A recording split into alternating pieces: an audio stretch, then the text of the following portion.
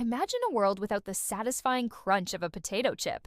A world devoid of that salty, greasy, utterly addictive disc of fried potato that accompanies everything from sandwiches to late-night existential crises. It's a bleak picture, isn't it? But the story of how this universal snack came to be is far more intriguing than you might imagine.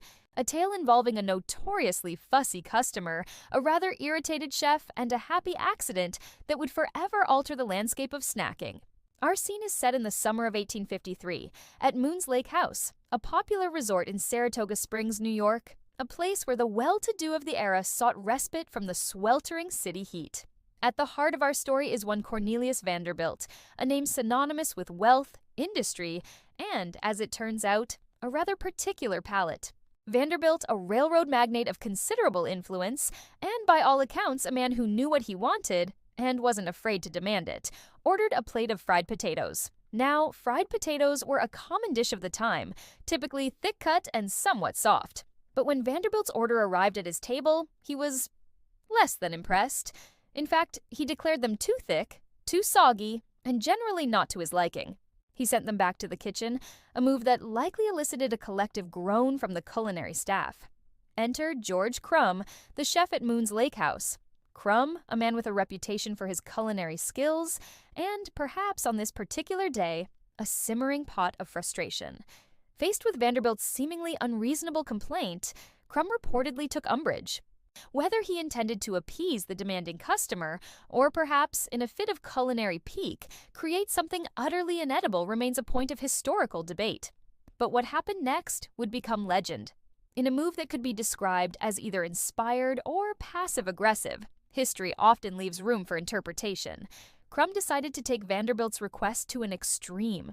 He sliced potatoes paper-thin, so thin they were practically translucent. Then, he tossed these delicate slivers into hot oil until they were crisp and golden brown. Finally, he seasoned them generously with salt and sent them back out to the notoriously discerning Mr. Vanderbilt. Now, imagine the tension in the dining room as the plate of these wafer-thin, crispy potatoes was presented. Would Vanderbilt be further incensed by what could be perceived as a culinary taunt? Would he summon the manager and demand Crum's immediate dismissal? The fate of a humble chef, and indeed, the future of snacking, hung in the balance. But then, something unexpected happened. Cornelius Vanderbilt, the man who had deemed the original fried potatoes unacceptable, was delighted. He raved about the thin, crispy texture and the salty flavor. He reportedly devoured the entire plate and ordered more. And just like that, an accidental creation born out of a customer complaint became an instant hit at Moon's Lake House. Crum initially called his creation Saratoga Chips, and they quickly gained popularity among the resort's clientele. The novelty of these thin, crispy potato slices was undeniable. They offered a different texture and a more intense, salty flavor compared to the thicker-cut fried potatoes that were common at the time. It was a culinary innovation born not of meticulous planning, but of a chef's reaction to a demanding diner. The story, however, takes a few twists and turns as it moves beyond the confines of Moon's Lake House.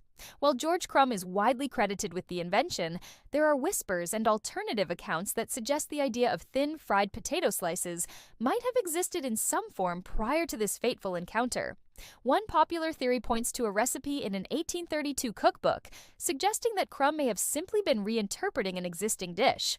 This doesn't necessarily diminish Crum's role in popularizing potato chips, but it does add a layer of intrigue to the narrative. Was it a completely accidental invention, a stroke of culinary genius born of frustration?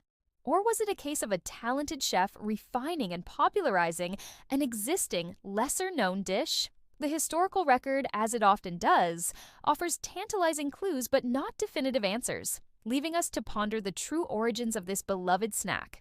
Regardless of the precise circumstances of their creation, Saratoga chips, or potato chips as they would eventually become known, began to spread beyond the local resort. Initially, they were a regional delicacy, a special treat enjoyed primarily by the wealthy patrons of establishments like Moon's Lake House. They were often served in paper cones and eaten fresh. The transition from a regional specialty to a mass-produced snack food was a gradual one, fraught with challenges. One of the main obstacles was the short shelf life of potato chips. Without proper packaging, they would quickly become stale and lose their appealing crispness. This limited their distribution and prevented them from becoming a widely available product. It wasn't until the early 20th century that significant advancements in packaging technology began to pave the way for the potato chip's rise to national prominence. The invention of sealed bags, particularly wax paper bags, helped to preserve the freshness and crispness of the chips, allowing them to be transported and sold over longer distances. The 1920s and 1930s saw the emergence of early potato chip companies that began to mass produce and distribute this increasingly popular snack.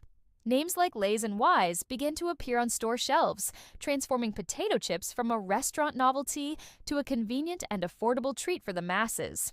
The flavors, too, began to evolve beyond simple salt. Companies experimented with different seasonings, adding new dimensions to the humble potato chip. Barbecue, sour cream, and onion, and a myriad of other flavors began to tantalize taste buds and further fuel the snack's popularity. The rise of television in the mid-20th century provided a powerful new platform for advertising, and potato chip companies were quick to capitalize on it. Catchy jingles and memorable slogans helped to solidify the potato chip's place in the American snacking landscape. It became the quintessential sidekick to sandwiches, the perfect accompaniment to movie nights, and the go-to snack for any occasion, big or small. Today, the global potato chip industry is a multi-billion-dollar behemoth, with countless brands and flavors vying for consumer attention. From the classic salted chip to exotic and sometimes bizarre flavor combinations, the potato chip has become a truly global phenomenon, enjoyed by people of all ages and cultures. And it all, supposedly, started with a demanding customer and a slightly disgruntled chef in a New York resort. Whether a complete accident or a clever improvisation, the story of the potato chip serves as a fascinating reminder that some of the most beloved and ubiquitous things in our lives can have surprisingly humble and even contentious beginnings. It makes you wonder what other culinary masterpieces might be lurking just one overly critical diner away from being unleashed upon the world. Perhaps your next complaint at a restaurant could inadvertently lead to the next great snack sensation. Food for thought, wouldn't you say?